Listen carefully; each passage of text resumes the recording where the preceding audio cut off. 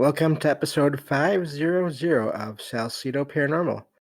And tonight I am talking paranormal patterns with a good friend of the show that I will introduce in a moment.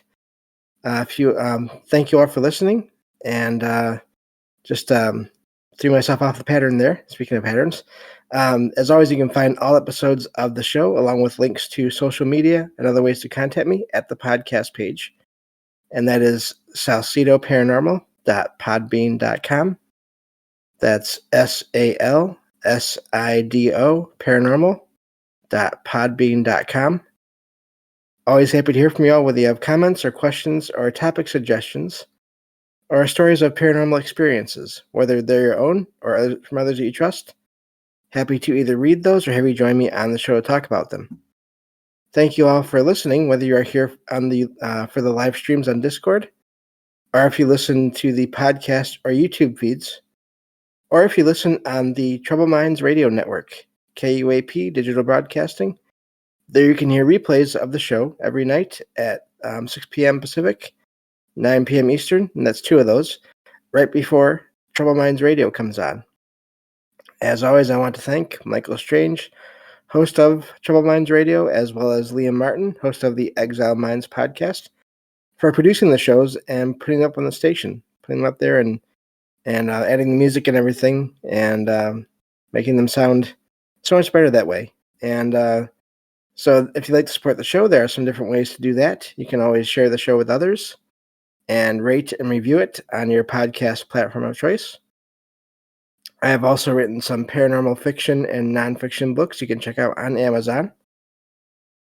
And I have a Patreon page where there's extra content as of right now, just one episode, but more coming in November.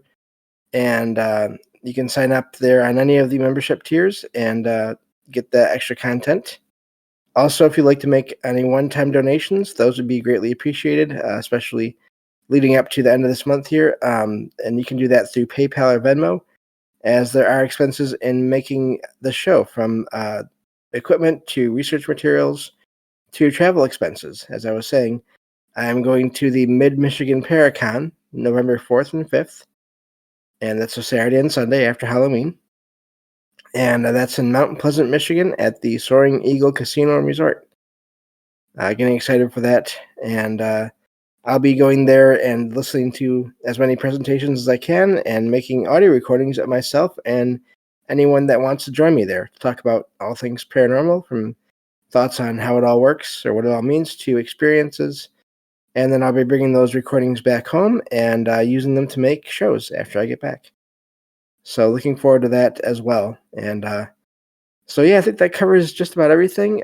So this is really surreal. And it's odd in the way I never expected to make it this far into the show, to have this many episodes. And I only actually became aware of that because, of course, with a lot of your platforms that you make shows on, they have episode number counters there along with the download totals on the main page. And I just recently, a little while back, started noticing I was in the 400s, and here we are. So, and with that, I would like to welcome the guest for tonight's show. Actually, I believe it's the first guest I ever had on the show, so I thought that was a good reason to have him back on. So, Derek, welcome back onto the show. Hey, James. Thank you for having me.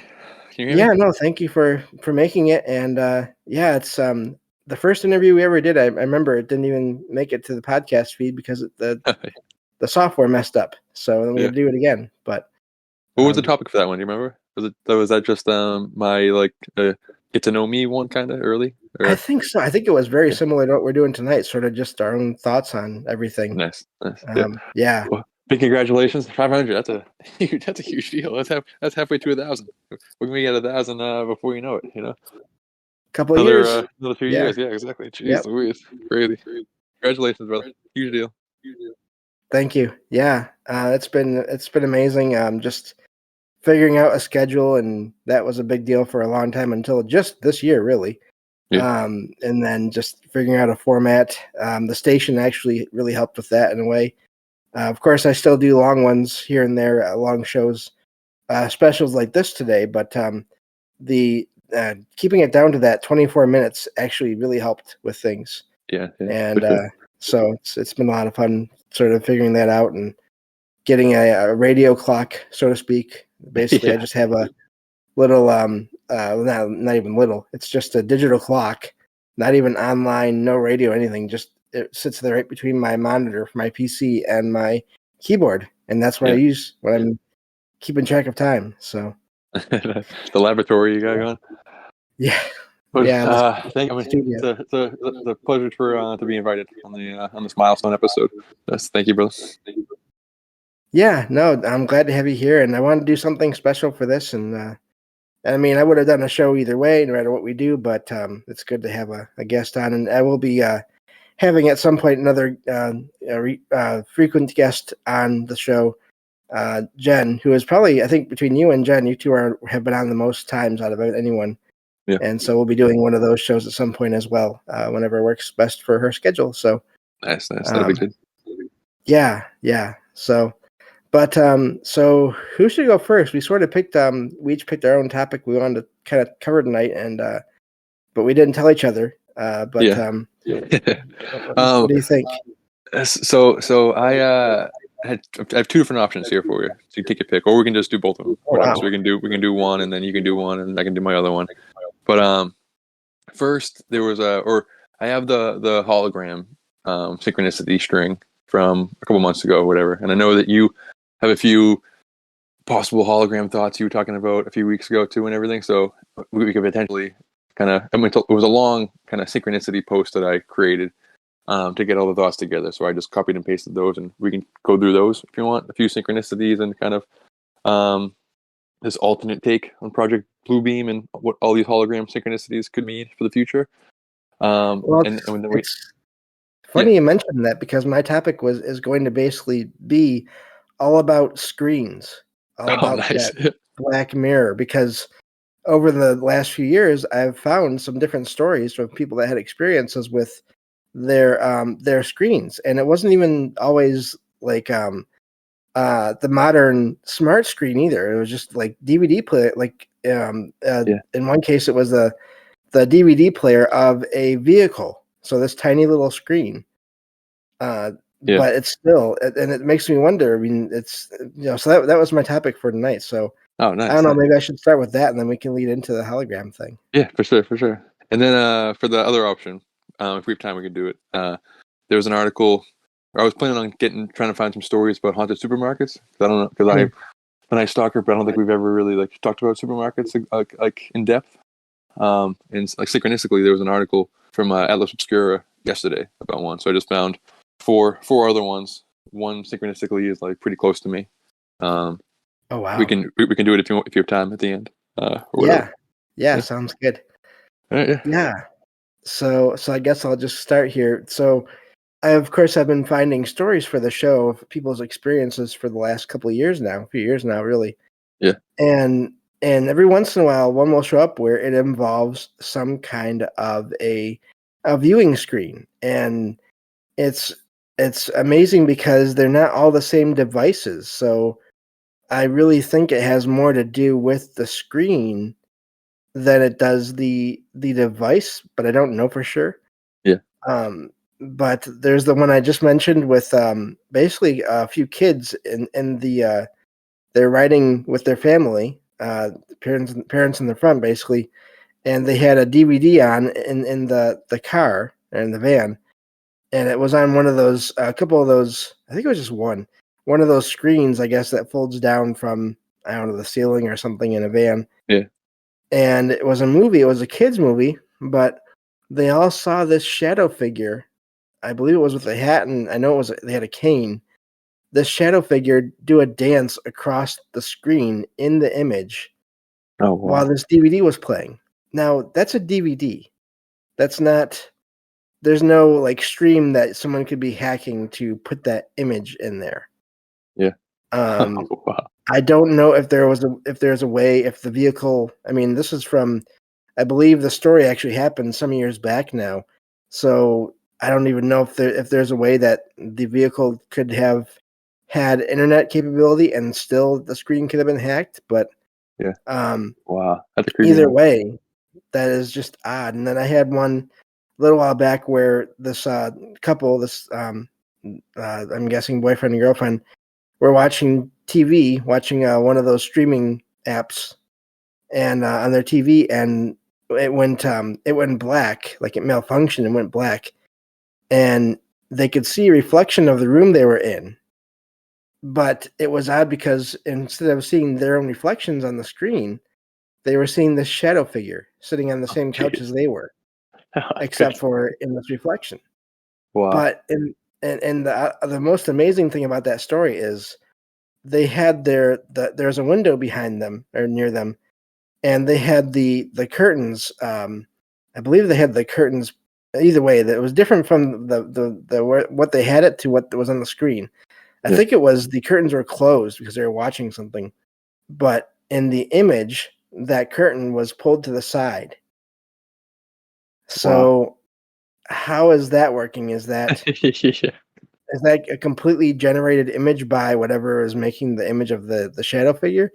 Or is it, again, I really wonder with all these screens, are we picking up on other dimensions or other universes Yeah. in some Exactly. cases? Like Because that one feels like that's a an odd detail.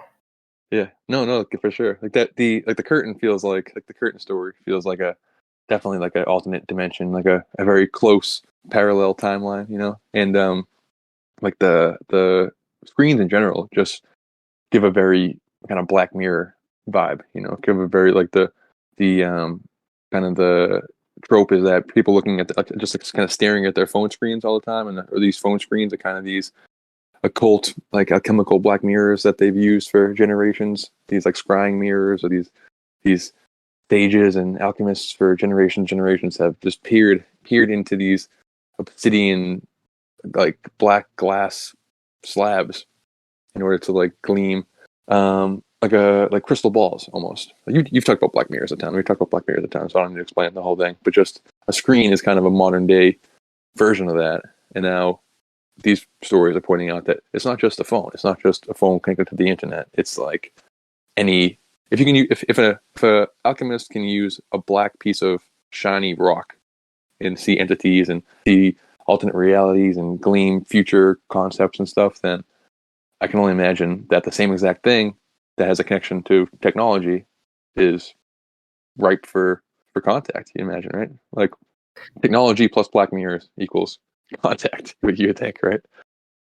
Yeah, and I mean, of course, when I first started out with the show, I was very much I wasn't thinking much about the paranormal as all being connected. I was very much in the ghosts are spirits, Yeah, aliens are just in ships, all those kinds of things because I didn't really know any better at the time. But now it's just who knows what all these things are. I don't doubt that in some cases people do get contacted by spirits of people that have passed that they were close to. I think that yeah, happens just as much as any of these other things. But yeah, with these other cases where it's like a figure that doesn't give off that feeling of a relative that had passed on or anything like that, or where it's a shadow figure, who knows who or what that is? yeah. And it seems like, or like the analogy that we kind of always use is, or the example is like with Stranger Things when Will is trapped in the Upside Down, or even like the later seasons when the kids are trapped in the Upside Down, that they use the Christmas lights or they use like the lights in the house in order to make contact with the regular world.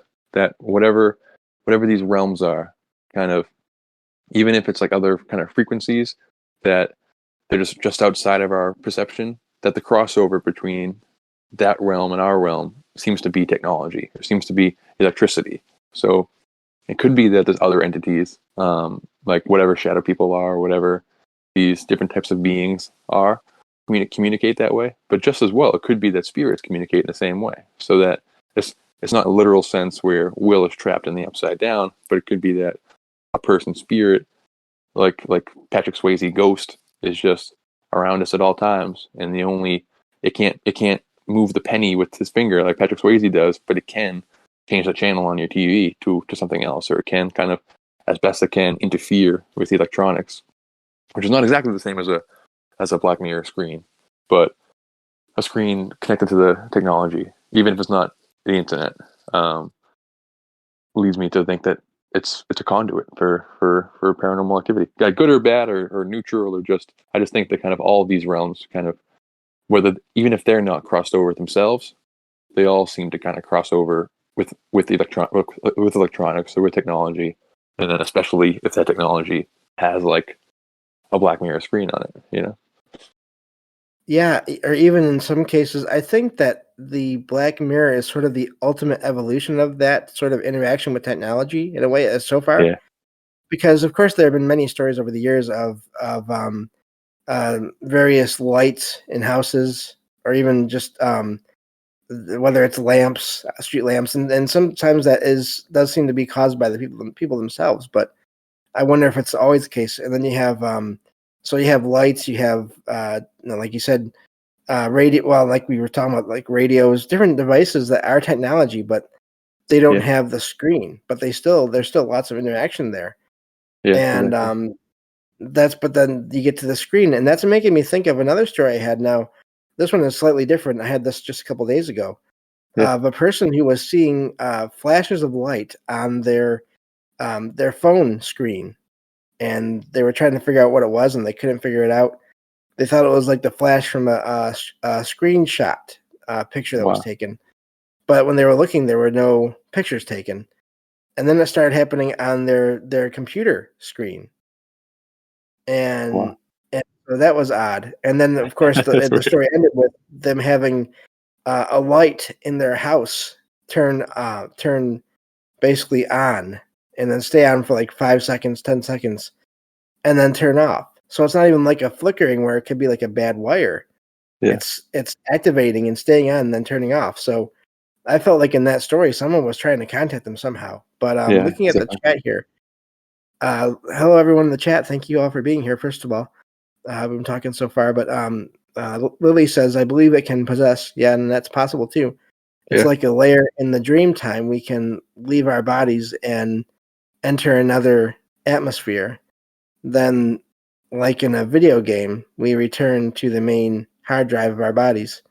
that's cool. Animation, yeah. So, and that could be. I mean, that and the thing I wonder about all of that is, and of course, it's something we won't. I don't think we may never know. Yeah, How is this done? I know. Especially with more complex devices like computers and things like that. Like, unless you are a scientist that has engineered the darn thing, Yeah, how are you figuring out how to do that? But it's happening. So obviously it's must exactly. apparently it's not as difficult as Yeah, we would exactly. think. With the Black Mirror stuff, I'm not sure with the screens because that could be like some type of portal, like where even kind of tied into like the river portal, Shadow Rivers aspect of it, where kind of like these alchemists and stuff, they would take this black obsidian stone or something dark and put a little bit of water in it to kind of create this kind of conduit. But the idea is that can messages can be gleaned from it, or things can come around. So it could be like one level. It's just that this shiny black reflective surface creates this portal conduit to all kinds of stuff. And then also separately, technology can act this way. So combine the two, it's great. It's messy, but like with the technology, it could be as simple as so with the Stranger Things, with those Christmas lights or the lamps and everything to make contact. All they did was like just kind of wave their hand around the light, so, like to make the light in our reality, um, like flicker and that kind of stuff. So it could be that there's entities, completely neutral ones, who may not even realize that they're making contact, kind of just passing through the environment. And as they walk by the light, it creates this kind of flicker in our realm, and it's not even a conscious thing to them. Or it could be like every level up and down where these ghosts or spirits or somebody wanted to communicate with our realm, and they're trying as hard as they can, very very Patrick Swayze like, and they're just like doing like they can't touch anything, they can't like there's no crossover other than electricity. So just it all kind of manifests. They're trying as hard as they can, but all they can get is just a flicker. But with the I don't know, or with the computer stuff, again, just to use the Stranger Things metaphor, like what if they're kind of in this upside down realm or whatever this ethereal or ghost layer or whatever the entity is, like layer on top of reality, like another frequency, and they're just So let's say I'm in my bedroom, and then if there's a laptop in the corner or something like that, to me it's sitting there empty. But then if you're on in Stranger Things, the upside down layer, or in our realm, the ghost layer, or any kind of layer, that thing is just sitting. I'm not even in the room, but they can kind of hear my voice in the background or something. And then they have a laptop open, and they go sit down on their computer desk, and they're typing on it. And I can't see a person on my layer, but I can kind of see weird flashing or just weird spirit activity on my laptop. So it's like two separate layers where I'm not there and they're not here, but the crossover is just the computer or the light or the electricity, and it just manifests as flickers or manifests as weird shine or off and on, or you know what I mean? That make sense? Oh yeah, definitely. And Yeah. the thing with contact is, I think it's so difficult to know if it's intentional or not, unless you sort of get a direct feeling or message Yeah. that seems to be aimed at you. I think it's really hard to know when contact is intentional or not. Yeah. In so many stories, especially with lights or whatever, or just the flashes. I did have one the other day. I do wonder about about computers and devices being sort of maybe accessible through other dimensions, but also I wonder about time periods, Yeah. because I had a story the other day about and this is what I do now. A lot of cases with these topics is I just sort of stories pop up in my mind. I had Yeah. one the other day from someone that woke up to hearing the sound of their keyboard on their computer being typed on. Oh, whoa. Um, and they looked over and they saw this figure of, it was like a shadow figure, but it was filled with these little lights, pinpricks of light. And it was sitting at the computer typing, but the computer was not on Oh, and did wow. not appear to be, doing it. There's nothing else going on with the computer. So in that case, I wonder if maybe wherever this other figure was at, this guy that was sitting in this screen or in this chair, maybe he didn't even know that what was going on in his own time. He has his own computer there, Yeah, exactly. whether it's the same one or not. I mean, if they're in the same position, maybe that doesn't even matter. And then you had this interaction, and of course, once she got up and walked to the bathroom, this person got up and walked to the bathroom right by the computer. She looked back, and of course, this figure was gone, and the sound stopped. That's so crazy. Just as So you're saying that, it makes you think of like cultists or just like kind of weird energy that. So I'm sure you've come across these stories, but there's like I forget the term for them, and then they're not ghosts, but they're like a certain type of apparition that will happen like outside of time. Like if you expect, let's say you expect um like your wife to come in, like your wife goes to work at the same time every day and comes home, and it's the same routine every day, and the dog starts barking, and she like drops her jacket on this hook, and she walks up to these stairs, and she turns on this light, and you expect that every single day. So then one day you're like in the other room, you hear the door open, you hear the her footsteps come up, you hear the jacket go on the hook, you hear her light go on, and then he's like, hey, honey, like welcome home or whatever. How was your day? And you don't hear anything. You don't hear anything. And then you get up, you go to check on her, and there's nobody there. And then 5 minutes later, your wife comes in and she goes, "Oh, sorry, like there was an accident, and I'm sorry I'm late." And you're like, "What was that? What was that thing? Like who opened the door and who who who turned the light on and everything?" I was like, what was there, a ghost like pretending to be her, or some kind of time anomaly, or just your expectations? Like I don't know. Does that make sense? Or like even yeah, just it does, yeah and there's a name yeah for it, but it's in another language, and I can never remember how to say yeah it. But yeah it's like uh, foreshadowing of or yeah foreshadowing yeah of an yeah event, or it's like a residual, but it's with current in the people. It's like future. residual Yeah, energy. yeah, Yeah. yeah. And like So so what if that can happen with yourself? If you're imagining yourself typing, or if you're like if you're going to go on the computer in like 5 minutes, like after you go to the bathroom or something like that, and then just for some reason that creates a residual for yourself. So sometimes these shadow people or these phantom typing clicks could even be like foreshadowing of you doing it in a few minutes. I wonder if that could happen. Yeah, I wonder if the writer of that story did actually go and, I mean, they said it looked like a man, but if it's just like sort of Oh, the true, true, image, true, true. basic image, then it might have been that person that was writing that Yeah, story. yeah. Yeah, looking at the Which, chat here, let me see here. Look yeah. at the chat. Rohan says different layers of the astral. Locale one was Robert Monroe. He says actually Oh, cool, cool. um, called them different locales. So locale one was astral. Locale was two. Locale two was spirit one. I'm sorry, if I can read right. And It's, locale was three was like an alternate Earth. So oh, that's cool. yeah, and yeah, so there's a lot there, but yeah, it does seem to be a lot going on there. Lily says the layers correspond to what people still are in. Sorry, what is the dominant chakra, the wheel within your will? That's cool. Uh, so there's a lot there as well that I'm going to leave that there because that's a lot of stuff that I understand even less of than with the ghost stuff. So, Yeah, that's but still the amazing the, chat there, the Lily. the chakra stuff is very, very fascinating. But it's just one of those things where it's just I haven't given it the full deep dive rabbit hole. So it's like it's it's like acupuncture. I mean, I'm fascinated with how it works, but I've never actually done it. You know, with the first story, I forgot to mention this, but I'm watching Haunting of Hill House on Netflix. It's by the I'm like halfway through. I'm on episode 5 out of 10, and it's by the guy who made the Midnight Mass show that me, you, and Mike watched a few years ago. Remember? Okay. Um, so it's like his first big Netflix show, and now he's at this point he's done like 4 or 5 of them, and his newest one is the Edgar Allan Poe Fall of the House of Usher came out last Oh week. wow. And he made Doctor Sleep, the Shining Okay. sequel.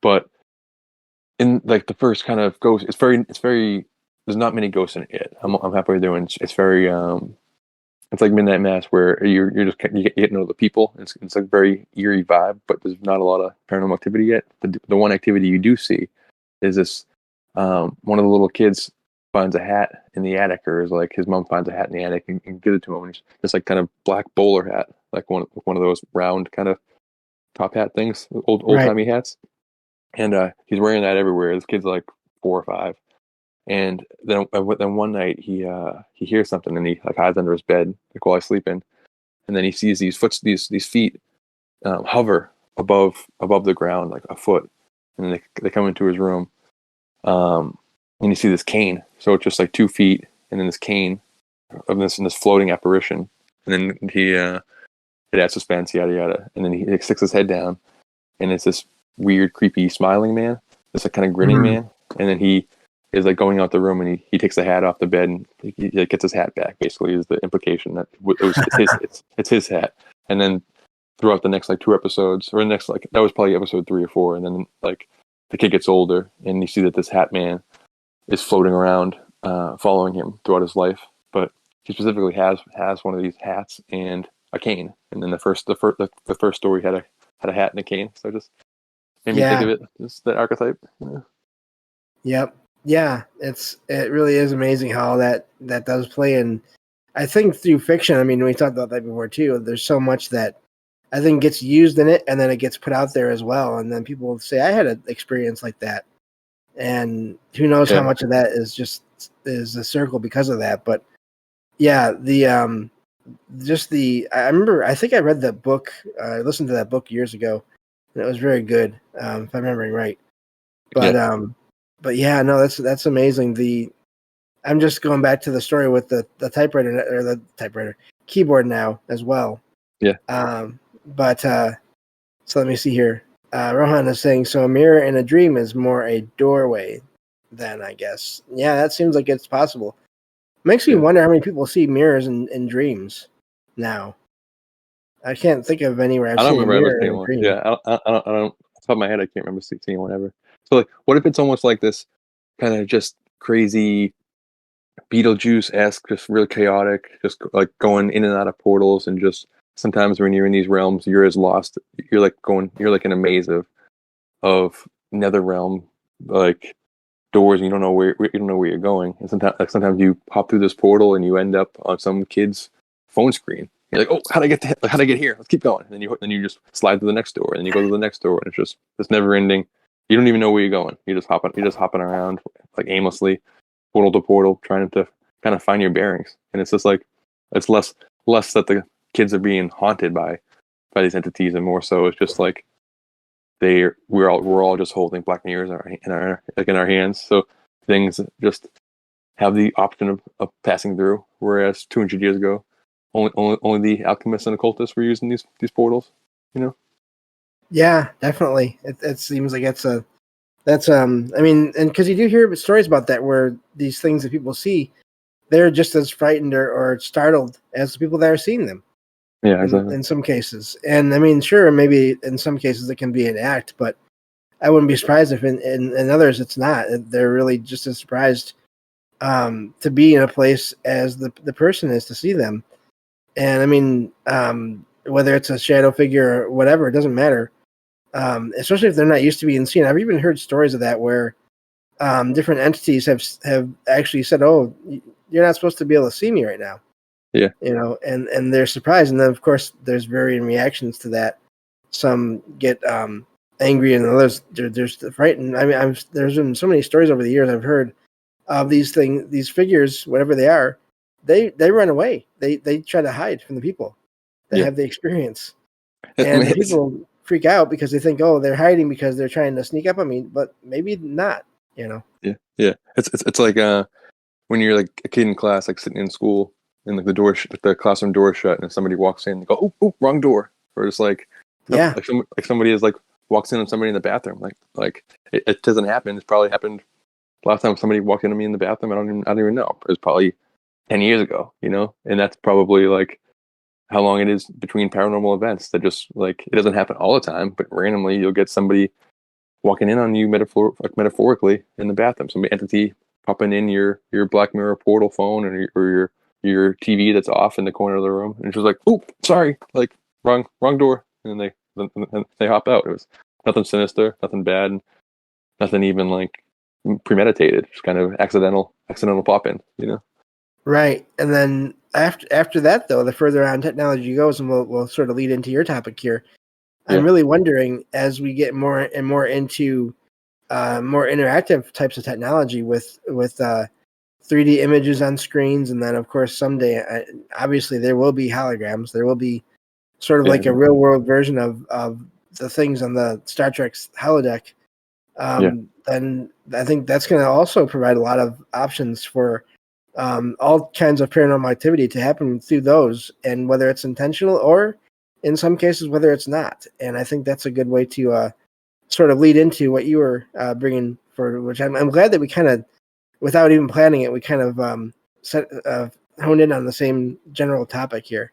Yeah, exactly. Yeah, I feel like this is a good one, and I feel like I've teased it in a bunch of different places, but never actually kind of went through the whole thing. And it's like I'm going to be reading off like what was a Facebook post, so I'm going to have to like in the as it's happening, kind of translate what the visuals are and everything. But Right.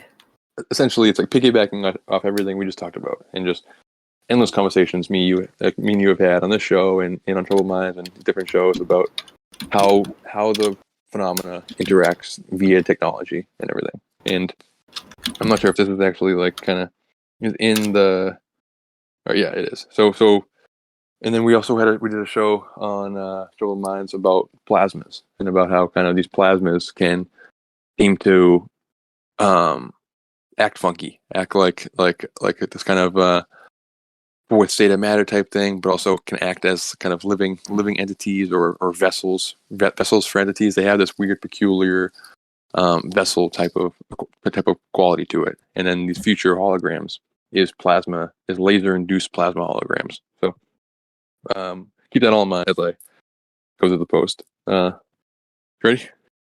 Yep, all set. Okay, all right. So I called it a hologram for a king, in parentheses, of the Titans. So like the hologram for a king movie from a few years ago. All right. So basically, this is like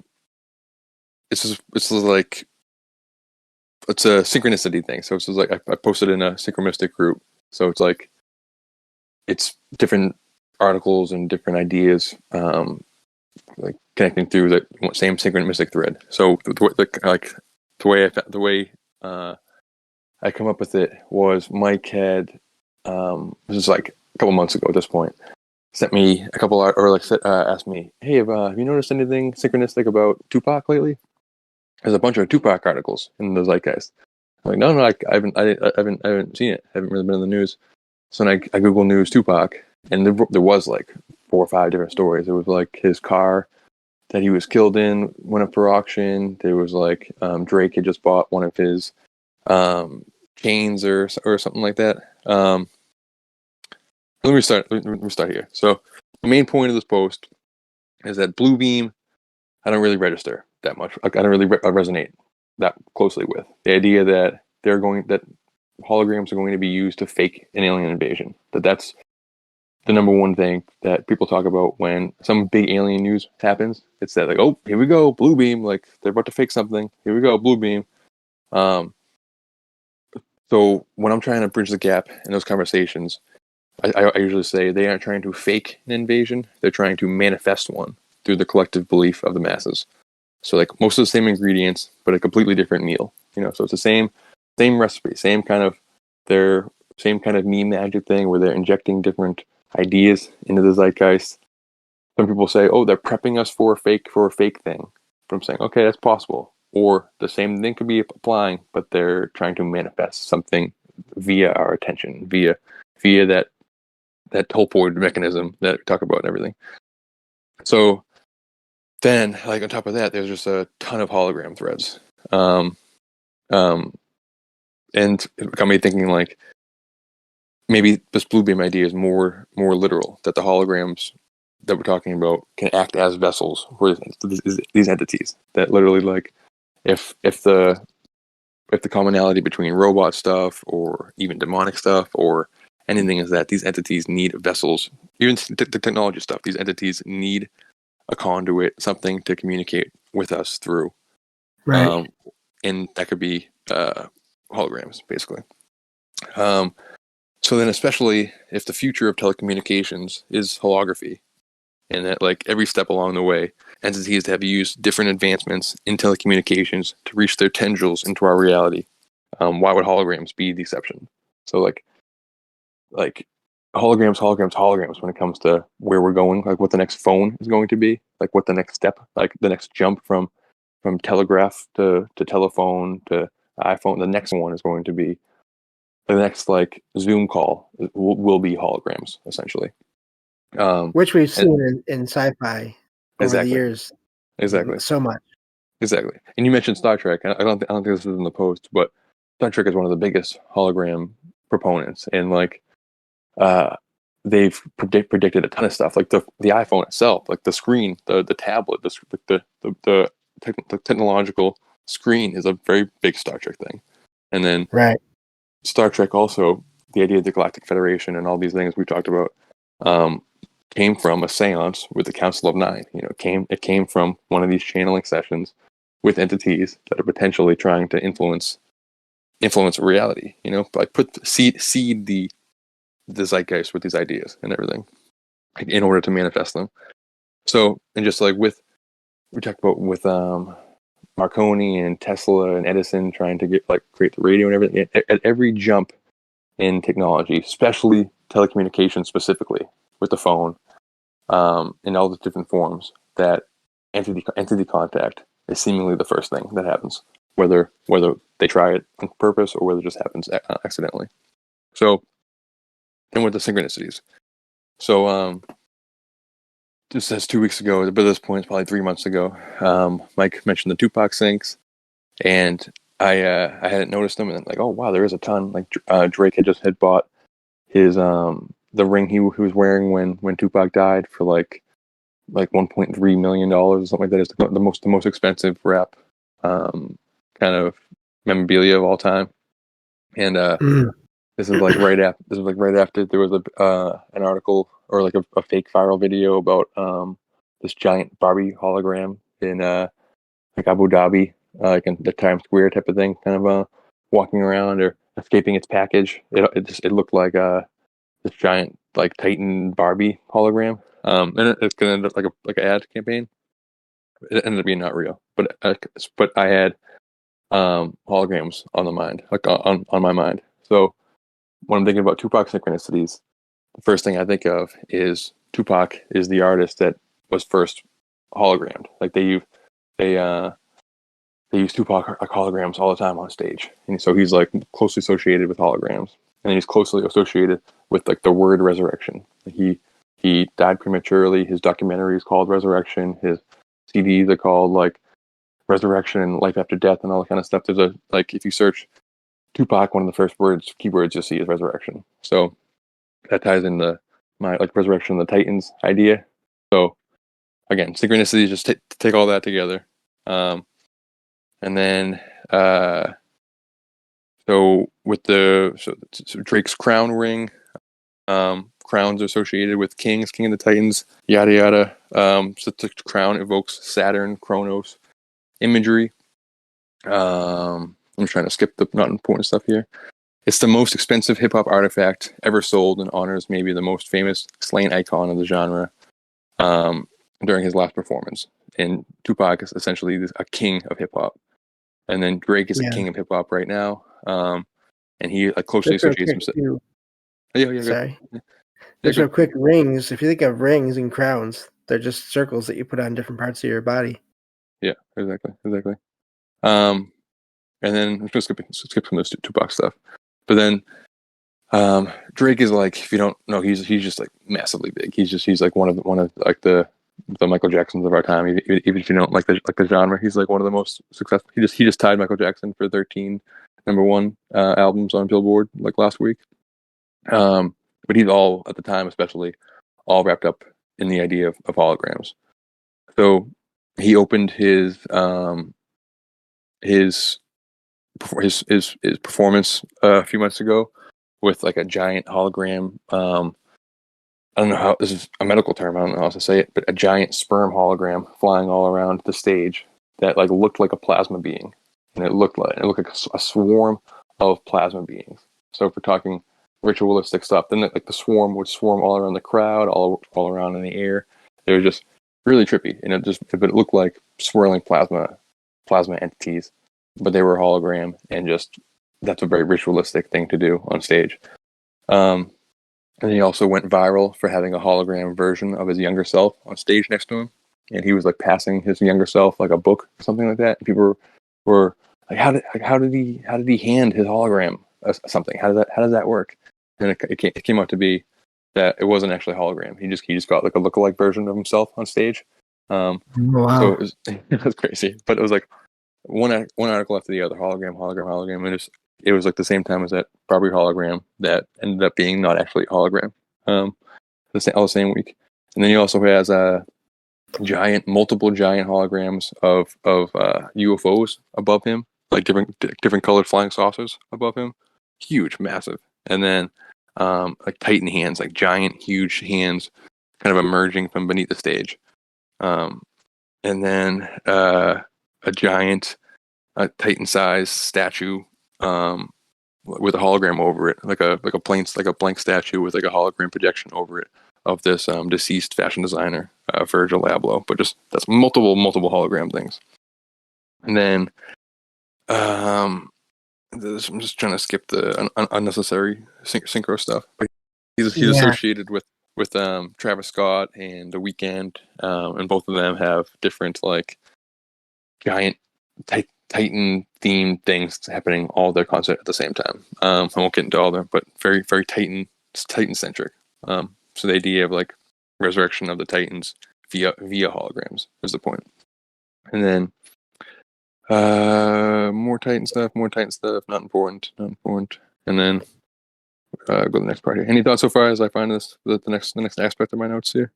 Well, it is funny earlier today. So we are obviously both over in the Troubled Minds Discord server, and even though he had no idea at the time what we were going to be talking about, Rohan posted a meme.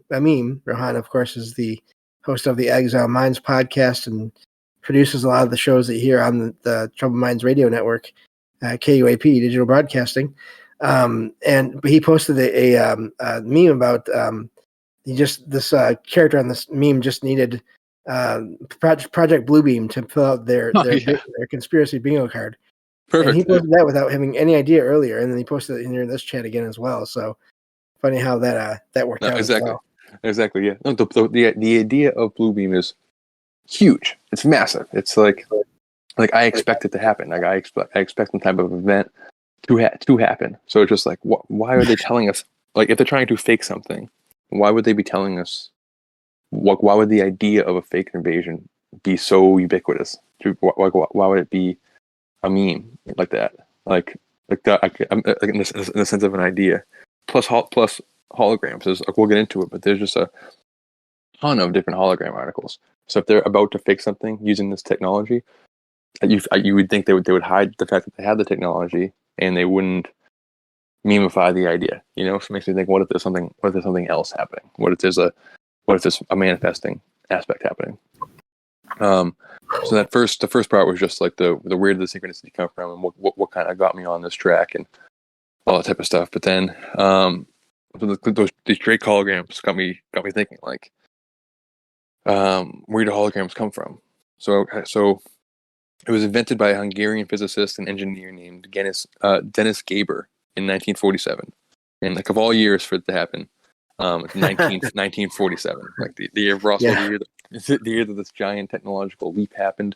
And then we've talked on other times and other shows that potentially Roswell was not an accidental crash, not even like a nuke shaking the firmament, like just shaking the fabric of reality to make something happen. That it was actually, and like they wanted technology, they wanted a leap in technology, some new Promethean fire, and they did it with a series of military and different ritualistic events from 1945, 1946, and then it manifested as a down crash in 47, and that led to a ton of things that allowed for the internet and allowed for where we are today, talking Black Mirror phones, doing the show.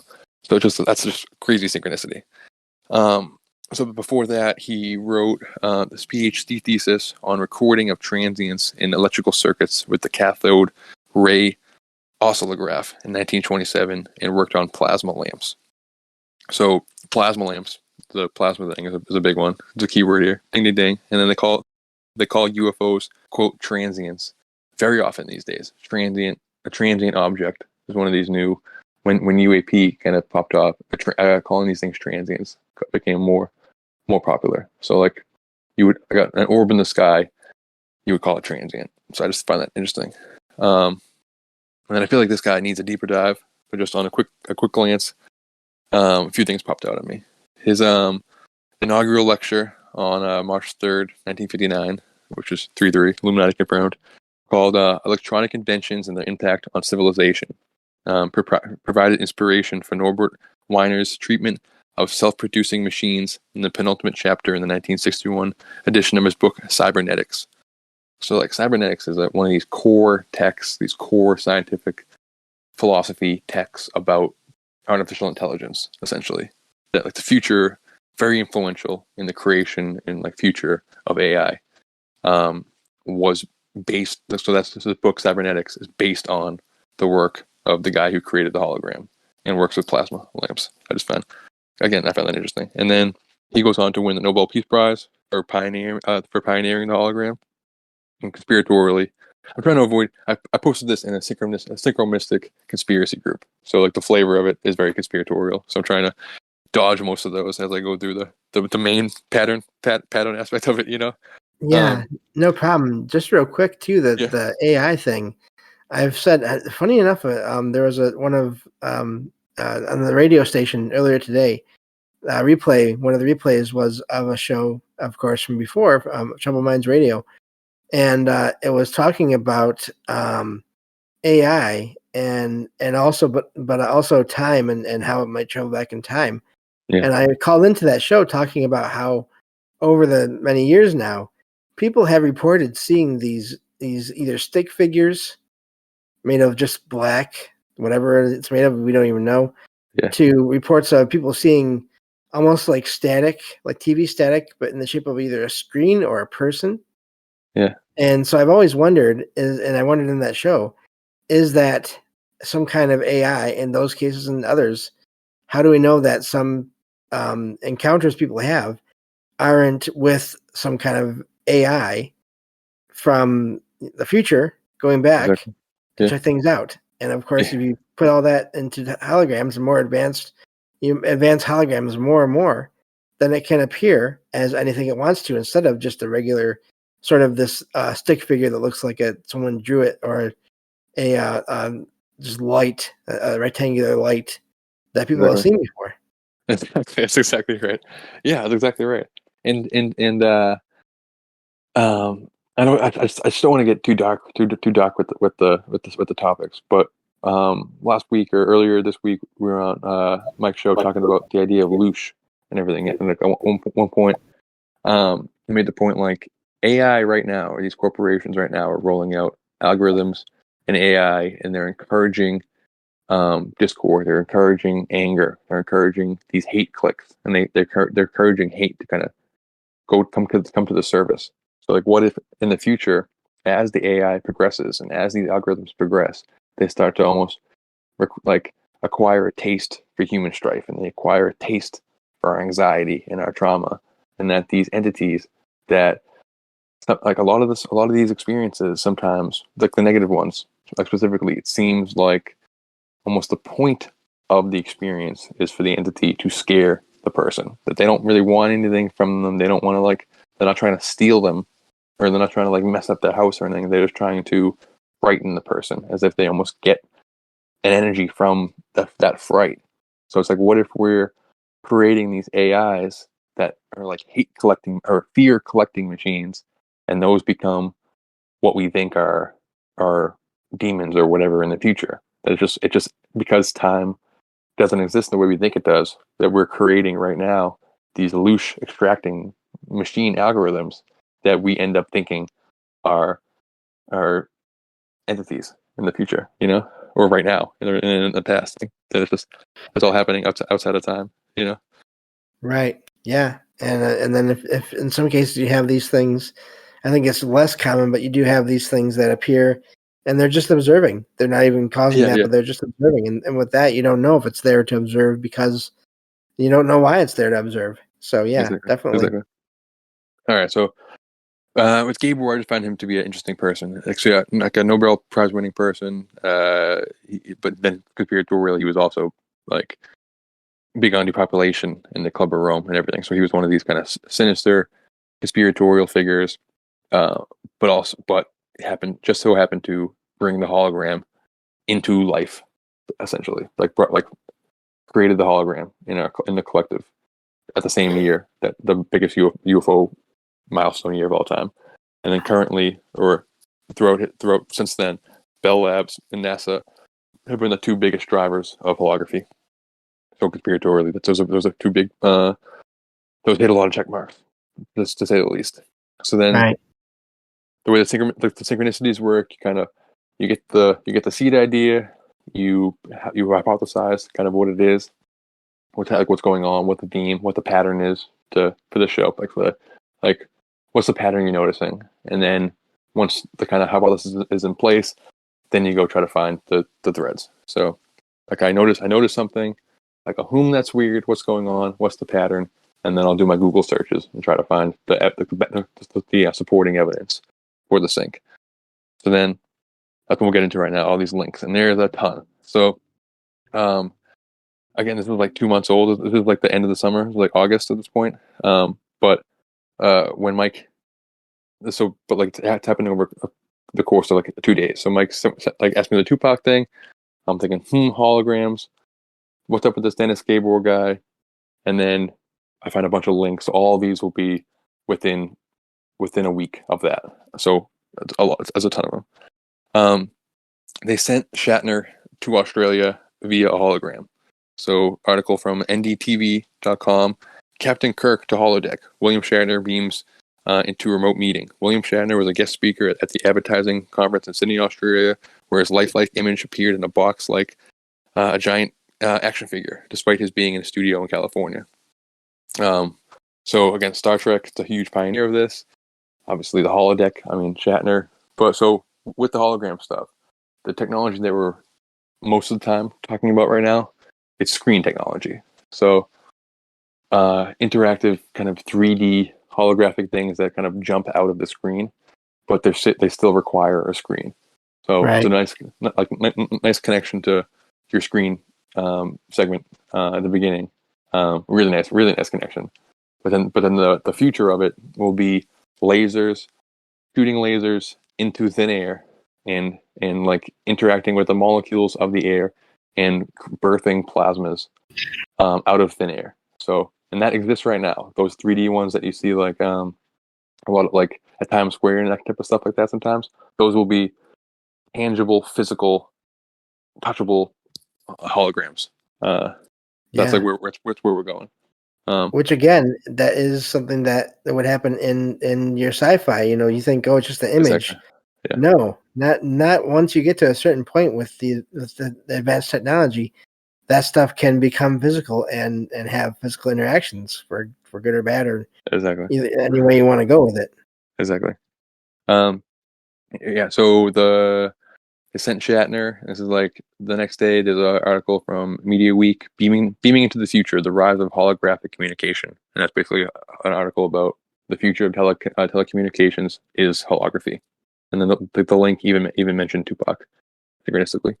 And then the next article was the one that really made me like look into this as a sync. They're sending a hologram to space in a rocket with the ashes of Gene Roddenberry, creator of Star Trek, and the DNA of George Washington, JFK, and Eisenhower. So, if you want to ritually summon an alien god to manifest into a hologram, this is probably the way to do it. It's like George Washington is the apotheosis of Washington guy, like the he's like the American god. He's like to these elites. He's like the god man. And then JFK is the one who is ritually sacrificed potentially, and then Eisenhower is the alien guy. So combine those those three. Then Gene Roddenberry is the Star Trek guy. So combine those four elements, send it into space in a rocket, the ritual rockets to tie that together, and then that's how you manifest an entity. So that was like 2 days before, and then like the next week, exploring the future of telecommunications, holographic displays, and AI accelerators. So it's the same thing again. And then, like under this paradigm, AI isn't a sentience we're creating per se. It's like the high technology through which an existing sentience can communicate. So it's like we're not birthing this baby thing. It's like we're creating super high technology for which an existing thing can interact. And in this case, this existing thing can now create tangible holographic bodies at will with this touchable plasma hologram. So if you're part of this unseen realm who's throughout history have been trying to enter our reality, the unseen, they have all the answers, all the knowledge because they're outside of time, but they don't have tangible bodies. They cannot interact and touch the seen realm. So that's kind of the relationship is unseen and the seen. And now the unseen realm will, if they can interact, if they can, this is all big ifs, a lot of ifs in this, but if they can interact through AI, then now they can at will give themselves tangible bodies to look like whatever they want, like you were just saying. Now they can look like shadow people, they can look like a dragon, they can look like a Slender Man, they can look like anything they want to anybody they want to. In the future, that's crazy. And then just more synchronicities to add to the list. Like this is from A2. So all these links like the first week of August, basically. A hologram of late televangelist Jerry Falwell is at the center of a lawsuit at Liberty University. So a hologram of a reverend, so taking holograms to church. At the last week of July, world's first hologram zoo just opened in Australia. And then kind of conspiratorial wise, but this is like the World Economic Forum. There's a big conspiracy thing, whatever. So, but in this, like in March, they had a huge on their website. They had a huge thing about real time 3D holograms. And then later that year, again on their website, a huge thing about touchable holograms. So whenever something conspiracy wise comes up, the conspiracy people go back and they look at the World Economic Forum and like, oh wow, they were talking about this 3 years ago, and now this happens. And now, so all I'm saying is that in March of 2021 and September of 2021, they were talking about real-time 3D touchable holograms. So those things are coming in the future for sure. This is the whole point there. And then this is right after the UAP hearing with Grush. So even Grush mentioned holograms. So this is from Slate.com, a transcript of the thing. That's the holograph. This is Grush speaking. That's the holographic principle. You can be quasi-projected from higher dimensional space to lower dimensional. It's a scientific trope that you can actually cross literally. So he refers to like UFO phenomena and aliens as a holographic phenomena, that these things are kind of projecting themselves into our reality, which isn't exactly the same as literal holograms, but just synchronistically, it's crazy that he mentioned the word hologram and UFO together. And then Grimes, Elon Musk's baby mama, and Paramore's collaborating with one of the major hologram artists at EDM festivals with giant robot holograms, giving birth to baby holograms and giant butterflies and Neuralink holograms, and it's just crazy stuff. And all these things, every single one of these links has an image and a picture to correspond with it. So just imagine a visual to that. But another article here. It just has kind of weird language to it that kind of weirds me out. So sentient holograms are coming very soon. While current holograms allow for a rich visual experience, the tech doesn't allow interaction between the viewer and the hologram itself.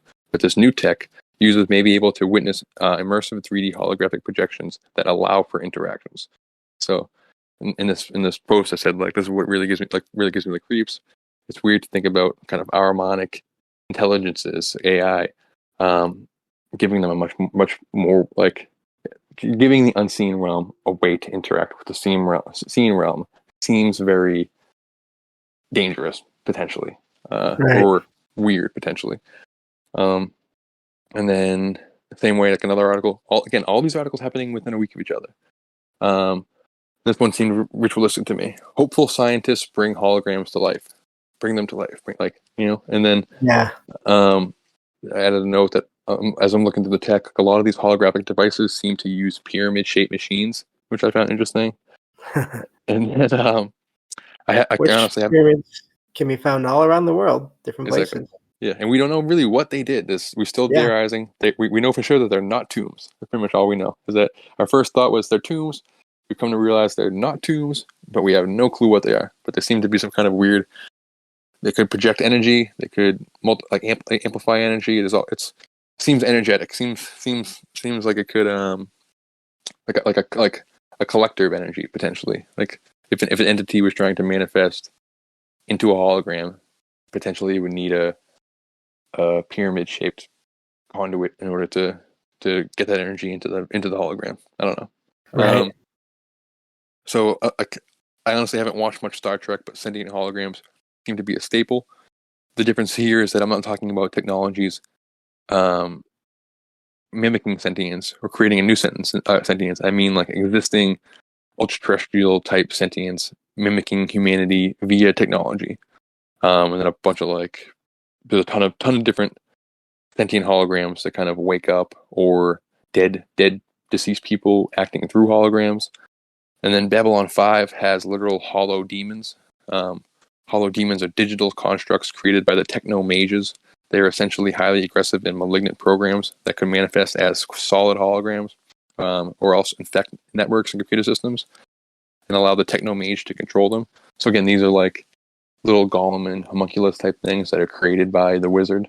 But what I'm talking about is more whatever these entities are that we see in the paranormal world, shadow people or whatever, that like we were talking about in the beginning, they interact through technology, and now we're giving a technology that they can use to shape the phenomena around it. And then Fae, so the Fae section, a lot of these holograms are rudimentary, but the goals for these companies is to master laser-induced plasma holograms, literally manifesting plasmas.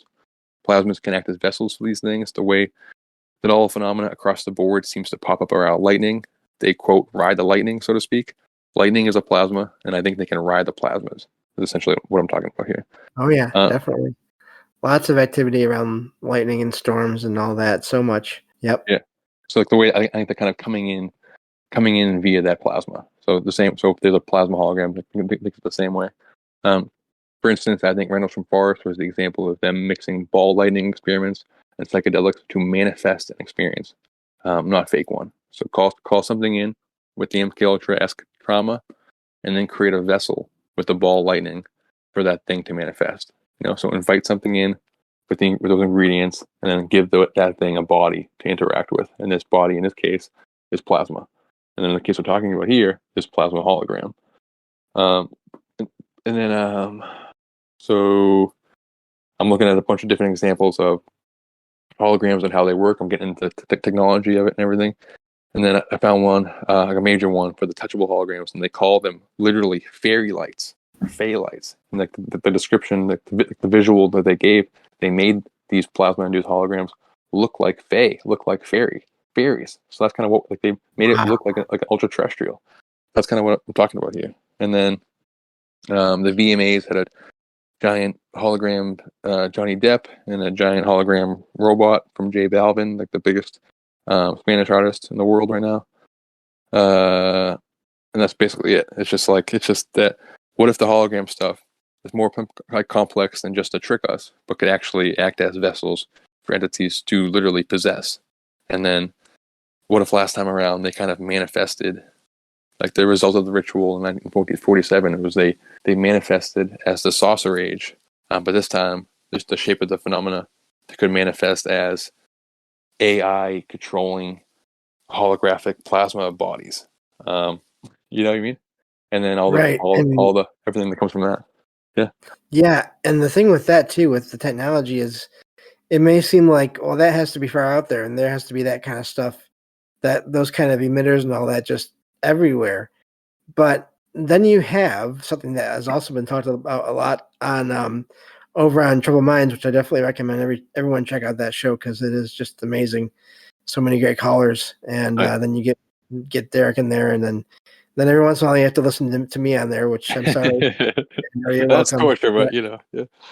But the sphere in Las Vegas, this giant sphere that is just made up of, has all these screens on it inside and out.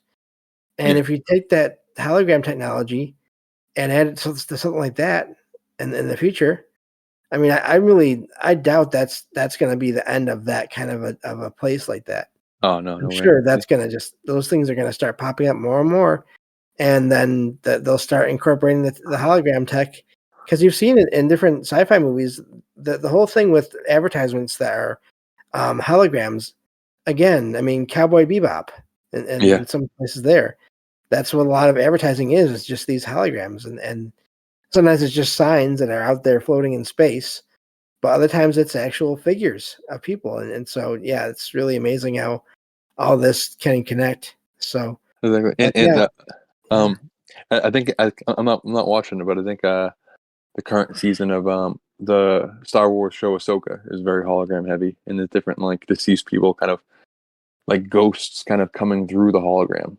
It's not just like the imitation of life. It's not just us talking to, like, just AI renderings on holograms. That's that entities seem to be able to act through technology, and now we're giving them technological plasma bodies, but like possibly.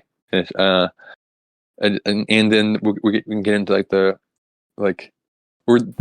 first thing we're going to see, the most practical thing, is going to be advertisements using holograms, and then the next Zoom chat is going to be holograms. So it's going to be, instead of looking at your family on your monthly Zoom call on a laptop screen, they're going to be like on your desk, kind of floating around. And then in the future, I'm just imagining a little, like, kind of leprechaun thing hopping around and dancing around your desk and stuff, and just that'll be like a funny AI projection, fun game thing that a kid can play with. Oh, look at like my characters hopping around on the desk and interacting on the desk. But just, what if an outside consciousness can then pop into that leprechaun body, and that's how we get actual leprechauns running around, you know?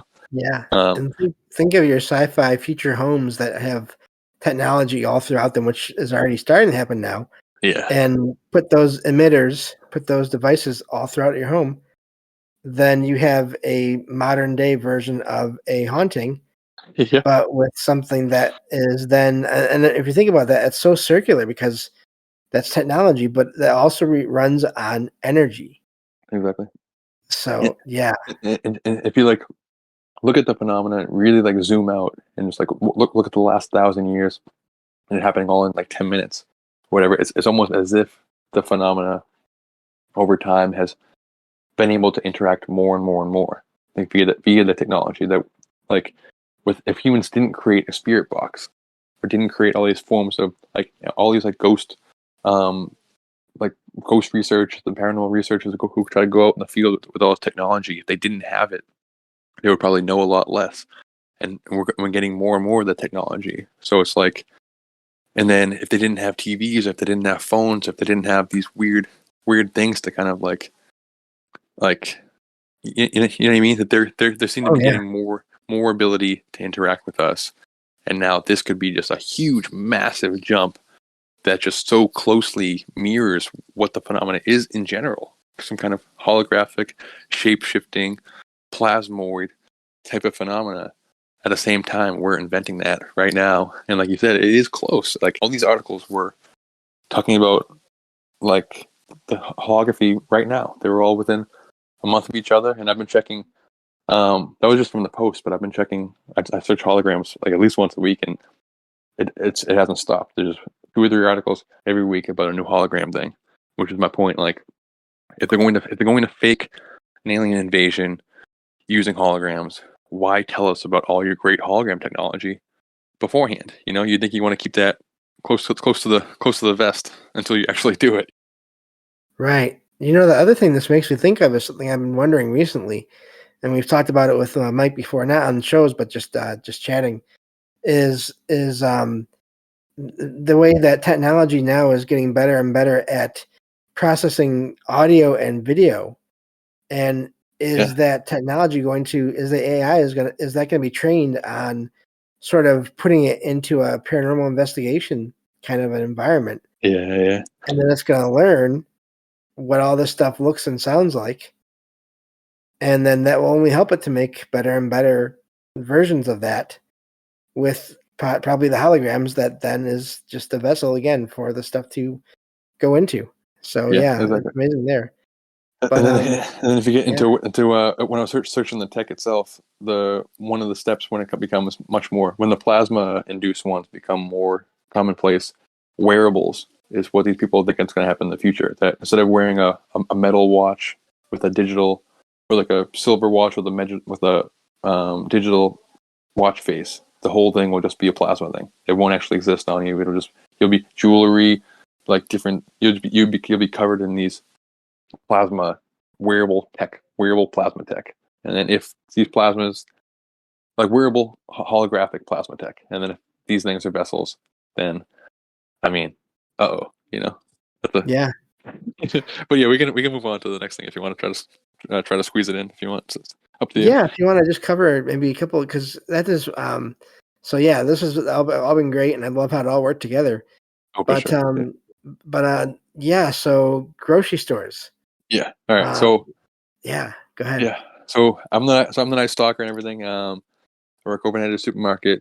Supermarkets are very weird, very creepy. I've not seen anything overt there. I used to when I was like 16 and I first started working there. I used to joke about a few of the different customers were ghosts, and that only I'm the one I'm the only one that can see them. And I had different like little paranormal stories I would tell people, but they were kind of tongue in cheek. But now I've been doing it for 17 years. I've been overnight for 9 years now, and it's creepy, especially if there's only 4 people in the building. You hear a lot of weird stuff. Hear a lot of weird Mhm. noises, a lot of weird creaks that I just kind of dismiss.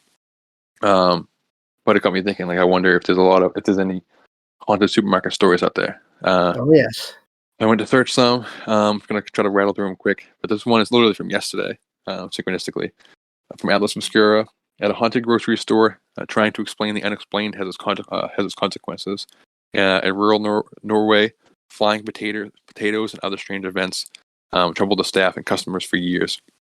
This one's like one of the most in-depth article, but essentially there's a store in Norway that is known for being haunted. Paranormal investigators have went in there a lot, and there's a lot of phenomena. People experience phenomena a lot. The people who work there, it's a common thing. It's not just like a lot of these are kind of one like CCTV security video kind of showing something falling off the shelf. But in this case, in Norway, this is like a haunted store, like a legit haunted store. From mamamia.com, October 31st, so Halloween 2015. Cameras capture creepy footage inside a, quote, haunted supermarket. Cameras in a small British supermarket, the Cooperative Food is the name of it. The Cooperative Food have captured a vision of what employees believe is paranormal activity. Regional manager Blank says that rumors of the store being haunted have terrified staff who have decided to close the store 90 minutes earlier than the usual every night this week. Quote, unexplained stock movements are happening. Doors rattle in their frames when there's nobody anywhere near them. Staff have regularly complained of an eerie and uncomfortable atmosphere and a number of unexplained occurrences, such as weird noises and the feeling of being watched and followed. Interesting.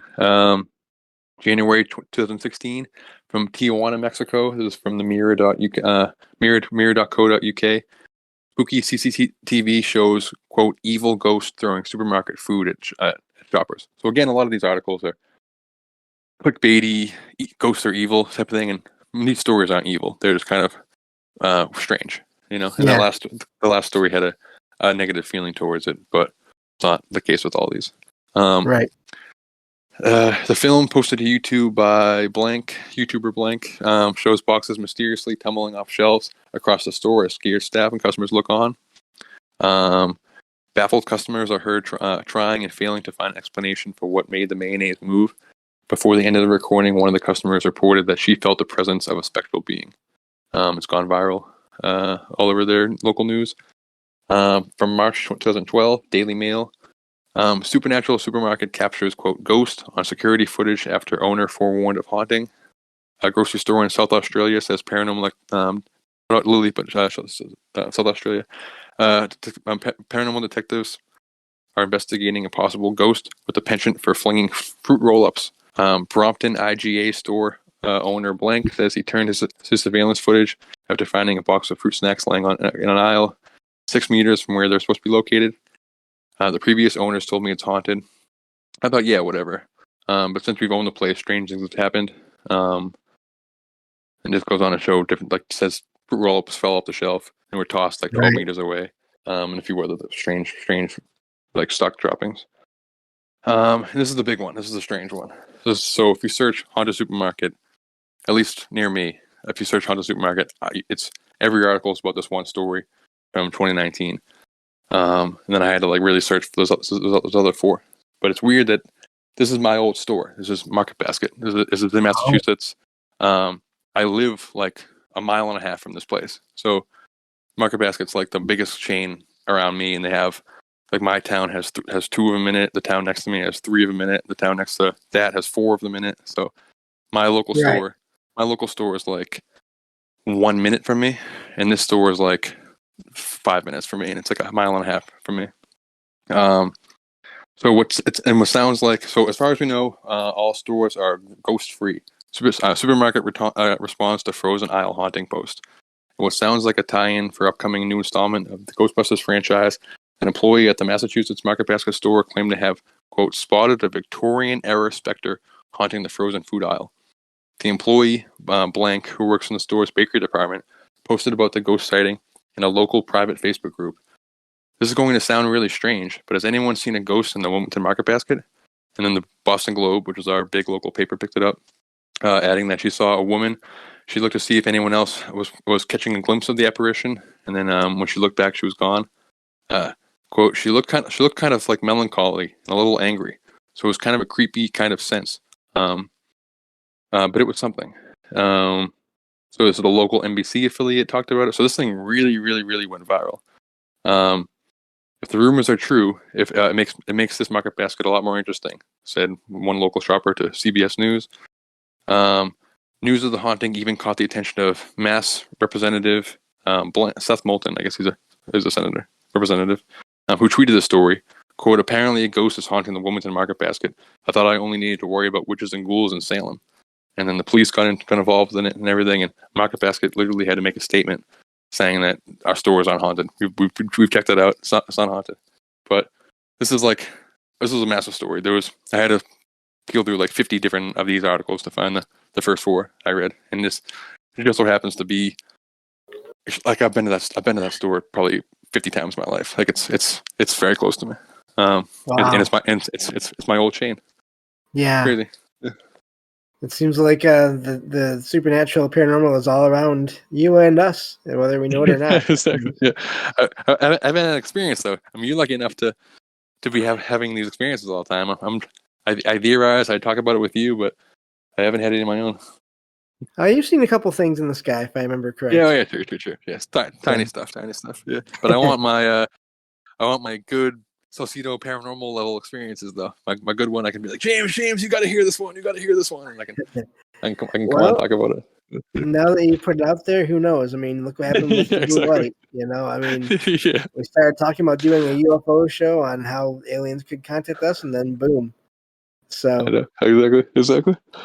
Yeah. That's it though. I figured I'd toss a little bit of supermarket weirdness into the pile for your anniversary show. No, that's great, and I mean, there are so many stories of people. I had one the other day about security guards. When you're in a place, I mean, there's so many stories about security guards having activity in places, and a lot of them, I'd say probably half of them, involve security camera footage. Yeah. And the people will go. I had one the other night. This person was seeing floating lights in the security camera footage, and they went out to the room that they were seeing it in and through the camera, and nothing was there. And it happened a couple times, and they had to write off because they had no idea what was going on.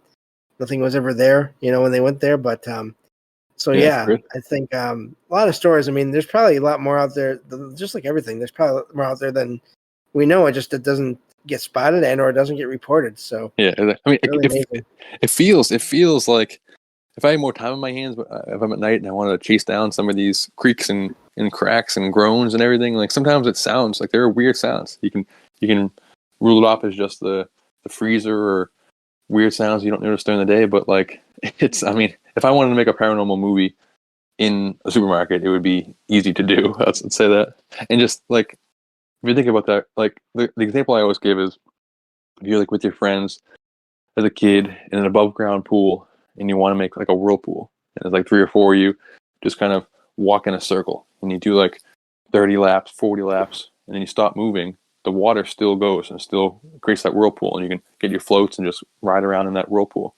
So if you think of like the ether or kind of the morphic field like that, these supermarkets, these big populated stores, these populated areas, these concert venues or whatever are just collecting this energy. So these stores, aisle 10 at the supermarket, how many people have walked up and down aisle 10 of any store in the world? It's millions of people probably if the store's been open for a long time. Like thousands on just a football Sunday. It's millions. So and then all the stress and anxiety people have when they go shopping or busy. I don't know. Just like collected energy, you would imagine could manifest at these places at stores. So yeah, coming from the Night Stalker, stores can be spooky. I figured I'd throw that in there. No, I'm glad. Thank you. Yeah.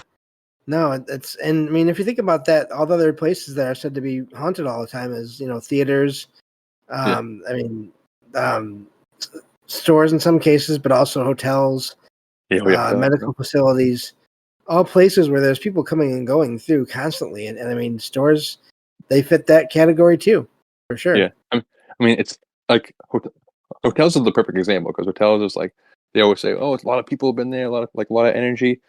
And none of many people have been murdered at supermarkets, as you would imagine, have been murdered at hotels. But there's way more people at supermarkets than have been at hotels, just per person. Like, there's probably the biggest hotel versus the biggest supermarket.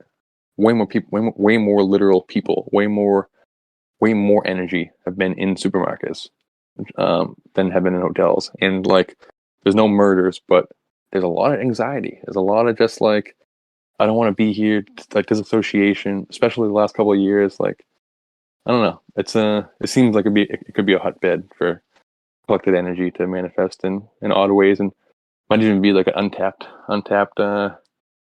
paranormal hunting spot. You know? Yeah, I mean, if you think about it, most people don't have to go to a hotel, Yeah, but that's most exactly right. people have to Exactly, go to the exactly. grocery store. Yeah, that's exactly So, right. That's what I mean. Yeah, yeah, that's yeah, exactly it. Yeah, yeah. but yeah, that's all I really got. Dan, I just wanted to thank you for having me on, for thinking of me when these milestone shows come up. It's truly an honor to get to hop in here. I wish I could do it more, but my nighttime schedule isn't always conducive to coming on shows. But I always have a lot of fun when I'm on here. No, I understand, and I appreciate you joining me whenever you can. And yeah, it's been great. And yeah, we'll have to do. I think at some point we'll have to do a show on that whole Council of Nine thing. I think that would be a good Oh, one to yeah, do. that'd be a good one. Yeah, So that'd be a yeah, good one. I Yeah, think that'd be for sure. fun. Okay. I've heard bits and pieces about it through you and through other people, other friends, Michael Strange, but I haven't looked into it myself. But I mean, that's the thing. If you hear seance, you think, oh, ghosts, spirits. Yeah, yeah. But how do we know? We don't. I don't think in a lot of cases.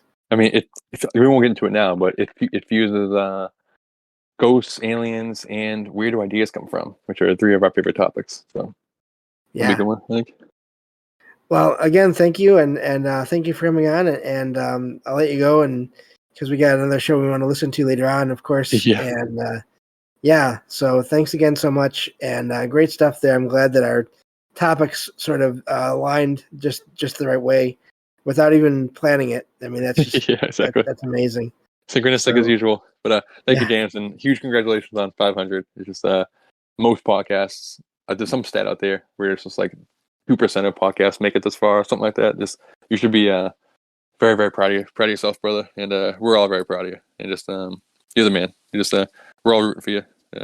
Just all the best. Can't wait for show number 1,000. Just you deserve I it, know. brother. I don't know what we're gonna do on that one. That's gonna have to be That'll be a something. mega one. That'll be like multiple Yeah. guests, and that'll be a super palooza for sure. That'll be a huge Yeah. deal. But I'll All mute right. up for the rest. But thank you, brother. Thanks again. No problem. Thank you again. Yeah. So, of course, for everyone that's ever listened to the show, or even anyone that hasn't, I would definitely recommend going back through and finding all the shows with guests, especially Derek, and but also, as I mentioned earlier, Jen has been on a lot of great shows.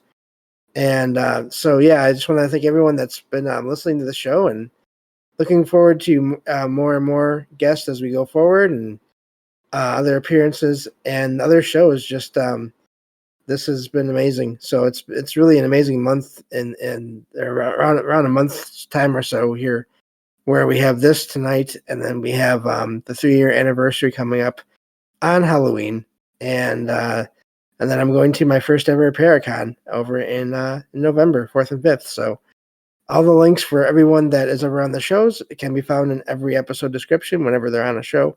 I will, of course, include Derek's link to his video on YouTube that he has, and looking forward to having you all check that out.